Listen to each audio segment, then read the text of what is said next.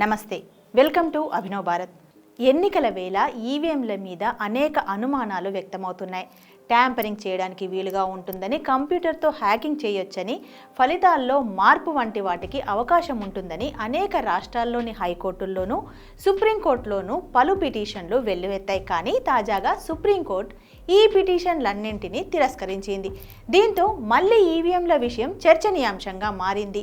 అసలు ఈవీఎం అంటే ఏంటి అంటే, ఈవీఎం అంటే ఎలక్ట్రానిక్ ఓటింగ్ మెషిన్. దీన్ని మన దేశంలో 1982లో మొట్టమొదటిసారిగా కేరళలో ఉపయోగించారు. ఆ తర్వాత ఇప్పుడు పూర్తిగా అన్ని ఎన్నికలు ఈవీఎంల ద్వారానే జరుపుతున్నారు. అయితే ఇది అంతగా నమ్మదగింది కాదని, ఎలక్ట్రానిక్ యంత్రాలతో ఎన్నికల భద్రత, ఖచ్చితత్వం, విశ్వసనీయత, ధృవీకరణ గురించి తీవ్రమైన సందేహాలున్నాయని ప్రపంచవ్యాప్తంగా అనేక దేశాలు అనుమానిస్తున్నాయి. అయితే అభివృద్ధి చెందిన అనేక దేశాలు కూడా ఈవీఎం టెక్నాలజీపై ఆధారపడకపోవడం ఆశ్చర్యం కల్పిస్తుంది. కానీ అతిపెద్ద ప్రజాస్వామ్య దేశమైన భారత్లో మాత్రం ఎన్ని వ్యతిరేకతలు, నిరసనలు వెల్లువెత్తుతున్నా దీని మీద ఎలాంటి చర్యలు లేవు. ఇక ప్రపంచవ్యాప్తంగా 31 దేశాలు ఈవీఎంలను ఉపయోగించాయి లేదా వీటి మీద అధ్యయనం చేశాయి.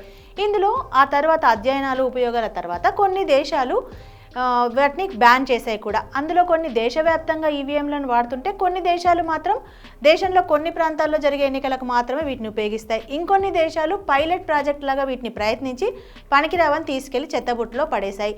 అలా దాదాపుగా బ్యాన్ చేశాయి కూడా. అయితే ఇక ఈవీఎంలను ఏ దేశాలు వాడుతున్నాయి, ఏ దేశాలు తిరస్కరించాయో ఒకసారి చూసినట్లయితే, Belgium, Estonia, Venezuela, United Arab Emirates, Jordan, మాల్దీవులు, నమీబియా, ఈజిప్ట్, భూటాన్, నేపాల్ లాంటి దేశాలు ఈవీఎంలను వాడుతుంటే, నెదర్లాండ్స్ మాత్రం ఈవీఎంలలో పారదర్శకత లేదని నిషేధించింది. ఇక ఐర్లాండ్కి వచ్చేసరికి 5 సంవత్సరాలు ఈవీఎంల మీద 51 మిలియన్ల పౌండ్లతో రీసెర్చ్ చేసి ఆ తరువాత వాటితో ప్రజాస్వామ్యానికి ప్రమాదమని తెలుసుకుని నిషేధం విధించింది.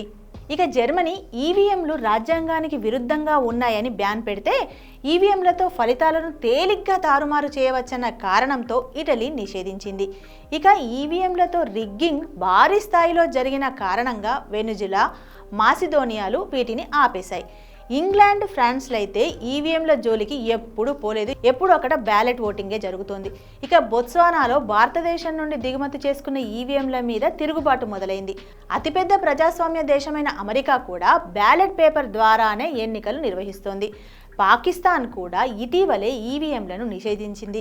మొట్టమొదట ఈవీఎం టెక్నాలజీని కనిపెట్టిన జపాన్ కూడా ఈవీఎంల వాడకాన్ని నిషేధించిందంటేనే అర్థం చేసుకోవచ్చు. ఇక చిన్న దేశమైన టెక్నాలజీలో అద్భుతాలు చేసే ఇజ్రాయెల్ కూడా ఎన్నికలలో ఈవీఎంలు కాకుండా బ్యాలెట్ పేపర్స్నే వాడడం విశేషం. అయితే ఇవిలా ఉండగా మన దేశంలో మాత్రం ఇదే మంచిదని సుప్రీంకోర్టులు కూడా చెబుతున్నాయి. ప్రజలు స్వచ్ఛందంగా బ్యాలెట్ ఓటింగ్ కోసం గలం విప్పితే కానీ అప్పుడే ప్రజాస్వామ్యాన్ని కాపాడుకోగలుగుతాం. మన ఓటు మన ఇష్టం అనే హక్కును కాపాడుకోగలుగుతాం. నాయకులారా, మీ పనితనం మీ అధినాయకులకు తెలియజేయాలనుకుంటున్నారు. ప్రజలారా, మీ సమస్యలను మీ నాయకులకు తెలియజేయాలనుకుంటున్నారు. ప్రజా సమస్యల పరిష్కార వేదిక మీ అభినవ్ భారత్.